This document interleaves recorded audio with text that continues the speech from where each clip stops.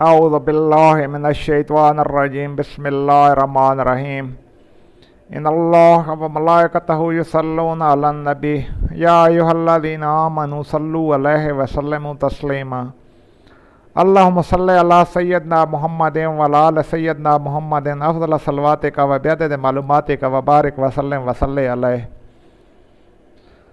تمام دیکھنے سننے والوں کو السلام علیکم ورحمۃ اللہ۔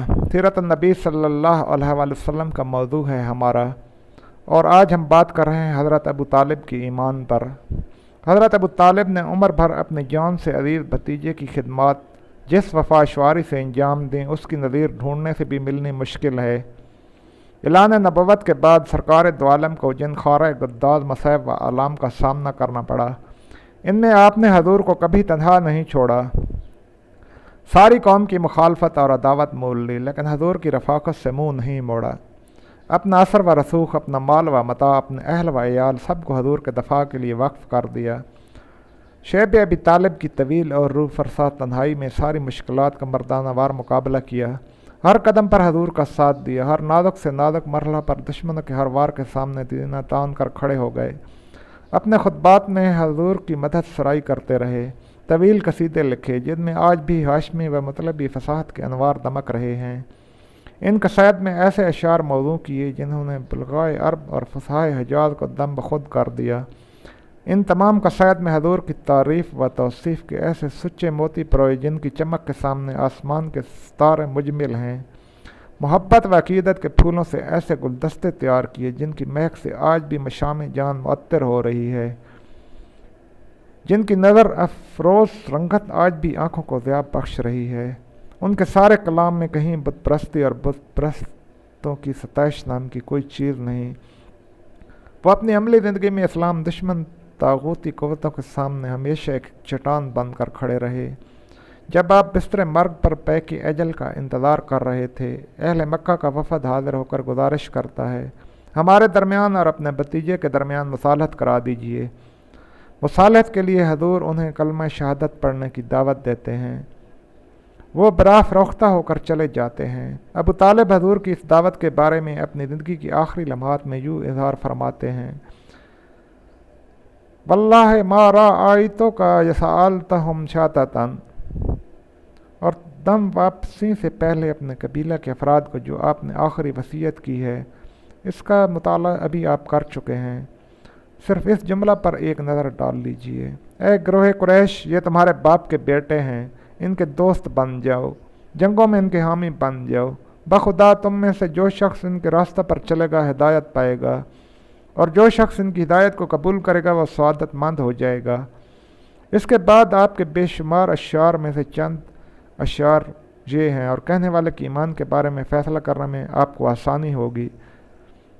کیا تم نہیں جانتے کہ ہم نے محمد صلی اللہ علیہ وآلہ وسلم کو موسیٰ کی طرح نبی پایا ہے، اور یہ بات پہلی کتابوں میں لکھی گئی تھی؟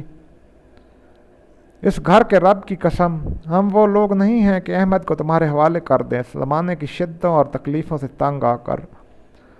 ایک اور قصیدہ میں شان محمدی کو یوں اپنی کوثر و سلسبیل سے دھلی ہوئی زبان میں بیان فرماتے ہیں: وہ روشن چہرے والے جن کے چہرے کے وسیلہ سے بادل طلب کیا جاتا ہے، جو یتیموں کی پناہ گاہ اور بیواؤں کی آبرو ہے، وہ ہستی جس کا کردار اسلام اور پیغمبر اسلام کے بارے میں یہ تھا، اور جس کا منظوم کلام اس قسم کے درہائے شہسوار سے بھرا ہوا ہے، ایسی ہستی پر کفر و شرک کا الزام لگانا بڑا کٹھن کام ہے۔ علامت الاثر امام محمد ابو زہرہ رحمۃ اللہ علیہ اپنی سیرت کی نادرہ روزگار کتاب خاتم النبیین میں اس مسئلہ پر بحث کرتے ہوئے رقم دراز ہیں۔ میں ان کی اس تصنیف لطیف کے ایک اقتباس کا ترجمہ ہدیہ قارئین کرتا ہوں، شاید اس موضوع پر شک و شبہ کی جو گرد پڑی ہوئی ہے وہ چھٹ جائے اور حقیقت کا رخ زیبائے بے حجاب ہو جائے۔ اس موضوع پر تفصیل سے بحث کرنے کے بعد اس کا خلاصہ یوں تحریر فرماتے ہیں: اس بحث سے ہم 3 نتائج تک پہنچے ہیں، ان میں سے 2 مسلمہ ہے اور تیسرا محل نظر ہے۔ پہلا نتیجہ تو یہ ہے کہ ابو طالب اسلام کے حامی تھے، نبی کریم صلی اللہ تعالیٰ علیہ وسلم اور مسلمانوں کا دفاع کیا کرتے۔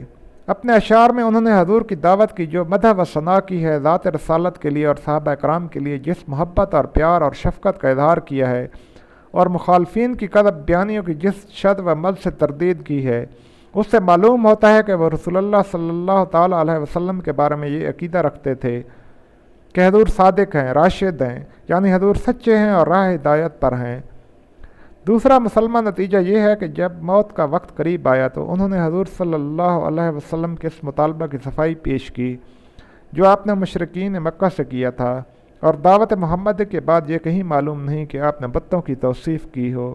ساری زندگی حضور کی معیت میں اذیتیں برداشت کرتے رہے۔ اس کے ساتھ اس کی پاکیزہ محبت اور اس شفقت ظاہرہ کو بھی ملحوظ رکھتے ہیں جو انہوں نے ذات پاک نبی کریم صلی اللہ علیہ وسلم سے تھی۔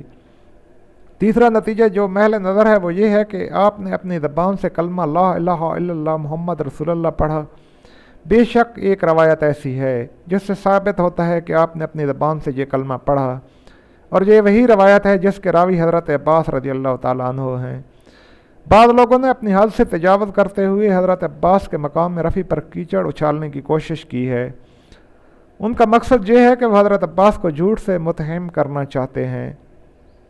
ہم اللہ تعالیٰ سے اس بات کی پناہ مانگتے ہیں کہ آپ کی ذات کی طرف جھوٹ کی نسبت کریں، خواہ اسلام سے پہلے ہی ہو، کیونکہ آپ خاندان قریش کے سرتاج اور سردار تھے، اور ایک عام عربی بھی جھوٹ نہیں بولتا تھا۔ کیا آپ نے امام بخاری کی وہ روایت نہیں پڑھی جس میں ہرقل نے ابو سفیان کو اپنے دربار میں طلب کیا تاکہ حضور علیہ الصلوۃ والسلام کے بارے میں چند استفسارات کرے؟ ابو سفیان کہتا ہے میں نے بہت چاہا کہ آج موقع ہے میں سچ کی بجائے جھوٹ بولوں تاکہ ہرقل کی عقیدت حضور سے ختم ہو جائے، لیکن اس خوف سے میں نے سچے جواب دیے کہ کہیں اہل عرب مجھے جھوٹا نہ کہنے لگیں۔ اگر ابو سفیان جیسا آدمی جھوٹ بولنے کی جسارت نہیں کر سکتا تو حضرت عباس جیسی ہستی جو ہاشمی خاندان کا سرتاج اور نبی کریم صلی اللہ علیہ وسلم کا محترم چچا ہے، کیا اس کے بارے میں یہ خیال کیا جا سکتا ہے کہ اس نے غلط بیانی سے کام لیا؟ امام ابو زہرہ یہاں علامہ ابن کثیر کی ایک رائے نقل کرتے ہیں اور پھر اس کا جواب دیتے ہیں۔ علامہ ابن کثیر کہتے ہیں ابو طالب ان تمام امور میں یہ جانتے تھے کہ رسول اللہ صلی اللہ تعالیٰ علیہ وسلم صادق ہیں، راشد ہیں، لیکن اس کے باوجود آپ کا دل ایمان نہیں لایا تھا، اور دل کے جاننے اور ماننے میں فرق ہے۔ علامہ ابن کثیر کے قول کی وضاحت کرتے ہوئے شیخ ابو زہرہ لکھتے ہیں کوئی ابن کثیر ابو طالب کے علم کو یہودیوں کے علم کے ساتھ تشبیہ دے رہے ہیں، یعرفونہ کما یعرفون ابناءہم، کہ یہودی حضور کو پہچانتے ہیں جس طرح وہ اپنے بیٹوں کو پہچانتے ہیں، لیکن اس کے باوجود وہ ایمان نہیں لائے تھے۔ شیخ فرماتے ہیں میں اس بات کی اجازت چاہتا ہوں کہ حافظ ابن کثیر کے اس خیال کی مخالفت کروں اور یہود کے علم کو جس طرح انہوں نے حضرت ابو طالب پر منطبق کیا ہے اس کی تردید کروں۔ میں کہتا ہوں ابو طالب کے علم میں اور یہود کے علم میں زمین و آسمان کا فرق ہے۔ ابو طالب کا علم ایسا ہے جس کے ساتھ تصدیق اور یقین پایا جاتا ہے، اور آپ کی ساری زندگی اور آپ کے سارے قصیدے اس بات کی تائید کرتے ہیں۔ اس لیے میں یہ کہتا ہوں کہ حضرت ابو طالب کا مشرک ہونا ممکن نہیں ہے۔ اس کی پہلی دلیل یہ ہے کہ آپ نے قریش کے اقوال کو مسترد کیا اور دعوت توحید کی تائید کی۔ دوسری دلیل یہ ہے کہ آپ نے ساری عمر توحید اور اہل توحید کا دفاع کیا، اور اس راستہ میں جتنی اذیتیں مسلمانوں نے برداشت کیں اتنی اذیتیں ابو طالب نے بھی برداشت کیں۔ تیسری وجہ یہ ہے کہ انہوں نے صراحت سے یہ کہا محمد صلی اللہ علیہ وسلم صادق اور راشد ہیں، اور اس بحث کے آخری پیرا میں فرماتے ہیں اب تک ہم نے جو لکھا ہے اس سے مستنبت ہوتا ہے کہ آپ ہرگز مشرک نہ تھے، کیونکہ مشرک وہ ہوتا ہے جو بتوں کی عبادت کرے اور انہیں اللہ تعالیٰ کے ساتھ شریک بنائے، اور آپ کی ساری زندگی اس بات کی شاہد عادل ہے کہ آپ بتوں اور ان کی پرستش کو باطل اور لغو سمجھتے تھے۔ واللہ سبحانہ و تعالیٰ هو العلیم بذات الصدور۔ لیکن اگر کسی کے نزدیک دوسری روایتیں اس روایت سے زیادہ قابل اعتبار ہوں تب بھی اسے آپ کے حق میں کوئی ناشائستہ بات کہنے سے احتراز کرنا چاہیے۔ آپ کی بے نظیر خدمات کا یہ معاوضہ ہماری طرف سے نہیں دیا جانا چاہیے کہ ہم ممبروں پر کھڑے ہو کر اپنا سارا دور بیان ان کو کافر ثابت کرنے اور ان کو کافر کہنے اور کہتے چلے جانے پر ہی صرف کرتے رہیں۔ اس سے بڑھ کر ناشکری اور احسان فراموشی کی کوئی مثال پیش نہیں کی جا سکتی۔ چنانچہ علامہ آلوسی لکھتے ہیں حضرت ابو طالب کی ایمان کا مسئلہ اختلافی مسئلہ ہے، اور جو لوگ آپ کی ایمان کے قائل نہیں انہیں بھی یہ مناسب نہیں کہ اپنی زبان پر کوئی ناروا جملہ لے آئیں، کیونکہ اس سے حضرت سیدنا علی کرم اللہ وجہہ کی اولاد کو اذیت پہنچتی ہے، اور کوئی بعید نہیں کہ حضور سرور عالم کا دل مبارک بھی رنجیدہ ہوتا ہو۔ ہر عقل مند آدمی جانتا ہے آج ایسے نازک مقامات پر احتیاط سے کام لینا چاہیے۔ وما علینا الا البلاغ۔ سیرت النبی صلی اللہ علیہ وآلہ وسلم کے بیانات جاری رہیں گے، اس لیے چینل کو سبسکرائب کریں، بیل آئیکن کے نشان پر کلک کریں تاکہ نئی آنے والی ویڈیوز آپ تک پہنچتی رہیں۔ السلام علیکم ورحمۃ اللہ۔